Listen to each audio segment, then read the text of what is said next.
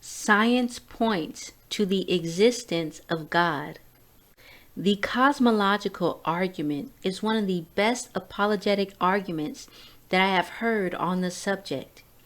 It explains how we can look at science, scientific laws, and the cosmos to understand that God, in fact, does exist.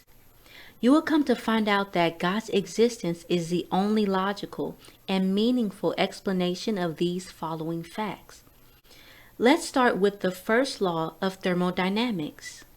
This law states that energy and mass can change form, but the amount of energy and mass will always stay the same. The second law of thermodynamics says the amount of energy in the universe available for work is running down, which is sometimes called entropy. Now, if the total amount of mass and energy is fixed, the first law, and the amount of usable energy is decreasing, the second law, then the universe could not have existed forever. Otherwise, it would have already exhausted all usable energy. And most importantly, if the universe is winding down, who or what wound it up? Now, let's go a step further.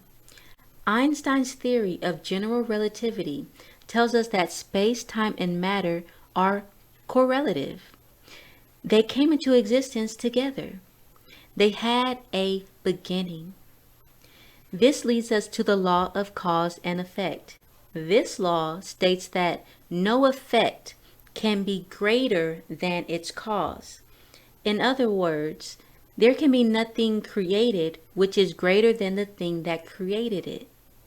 So if space, time, and matter came into existence at the same time, whatever started that must be spaceless, timeless, and immaterial. So we know that the universe had a beginning, and we know that the universe could not have created itself to exist.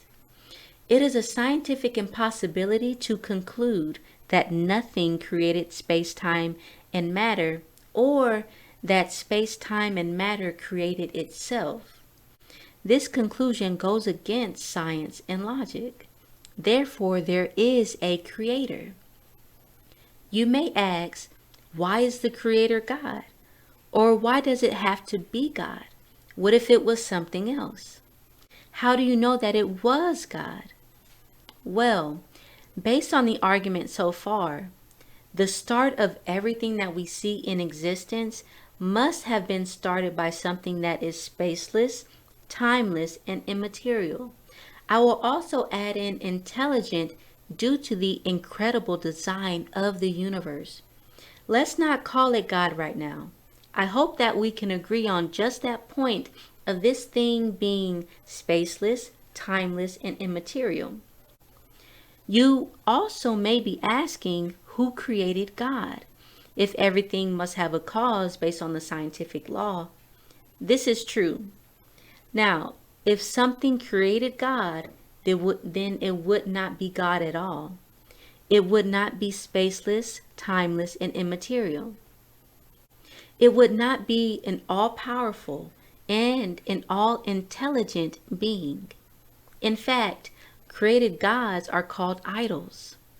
In the Old Testament, God introduced himself by name and revealed himself to be God of the people of Israel. In other words, God is just a title for the people to understand his role. They were surrounded by other nations that worshiped their lowercase gods. And these were created idols made by human hands and of human origin. So the one and true God had to make a distinction to his people, saying that I am the Lord your God. For example, the term Mr. President is a title, but that's not actually his name. You can call him Mr. President, or you can call him President Biden, or even Joe. But God is the uncaused first cause. He is the only being that does not need a cause. If he needed a cause, then he would not be God. The uncaused first cause must be something that's spaceless, timeless, immaterial, and also intelligent enough to create this universe with its intricate processes and the narrow ranges that make life possible. If something is timeless, then it is actually outside of time. It has no beginning or an end. And if you do not want to say God, you don't have to. He has many names. You can just have the knowledge that this spaceless, timeless, immaterial, and intelligent being exists. And this being is who we call the one true God. Does this spaceless, timeless, immaterial, and intelligent being exist? Yes. Can you think of something else or anything else that is spaceless, timeless, immaterial, and intelligent to create all that we see and experience in creation? Feel free to respectfully comment below. Take care, and I'll see you in the next one.